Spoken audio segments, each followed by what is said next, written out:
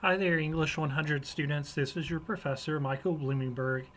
Um, I wanted to make this video just to hopefully calm some anxiety that you may have and hopefully clear up some confusion that you may have with respect to our English 100 class. Now, I'm very much aware of the fact that you did not sign up for an online class, and as I'm sure you know, the last week has been very challenging for all of us with the spread of coronavirus. So please note that until at least for the purposes of our 100 class, Thursday, April 9th, it's unavoidable and unfortunate, but we're going to have to shift our class to an online learning environment. Luckily, I am teaching a version of this class online anyways, so this will make our transition hopefully pretty simple, and it's not going to radically alter the way that you've been working in the course to begin with. So what I want to do is I'm on the announcement part of our page. I'm going to go over to the course content area, and what I want to show you, of course, is that we have already established a week 9 folder. So we're just going to click there. And the way it's going to work each week is our due dates are going to have to change just a little bit until hopefully we can get back on track. If all is well on the 9th, I'm hopeful that we can get back on track.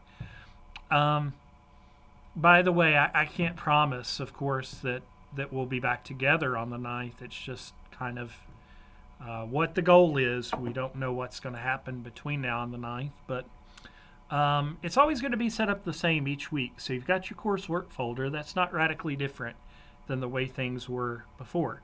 So let's take a look at this as a PDF and just kind of walk through the coursework. So you can see that we're going to be focusing this week on MLA documentation. So let's see, Beth and Brittany, you are in Mr. Spencer's class, so I'm not sure how much time you've spent so far with MLA. I'd assume you've spent some time. And I know for those of you who are in my English 101 class, we were able to go over not a whole lot, but to some extent MLA before spring break. So what you'll see is that I've provided some information in the resource part of the Blackboard page. And there is an assignment, and we'll go over that as well when we get to that point. But the assignment is due this upcoming Sunday. That's March 22nd. So let's go ahead and click back. The assignment, by the way, is on the discussion board this week, but we'll again take a look at that in just a moment. Resource-wise, our good trusted friend, the Purdue OWL. If you just click the link, it'll take you right into the MLA style for from the Purdue OWL. It's a great website. There are also videos that you can find helpful. I've also linked to the University of Wisconsin-Madison because they have a wonderful amount of resources, and you can actually download the PDF if you want for an MLA style guide. And so that's a great resource as well. And I've also provided for you an MLA style video. This video is about understanding MLA style, and I mean the 8th edition. That's the 2016 new one. Okay, so I won't play too much of that, but it does include the most recent updates to MLA documentation. So hopefully you'll be able to go in there and make good use of the video. Okay, so with that being said, discussion board, MLA documentation. So for this week's assignment, please respond to the following. What are the 2 parts of MLA documentation that each writer is required to include when using outside sources?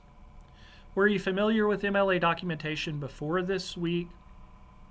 What, if anything, surprised you about MLA? Do you foresee any challenges?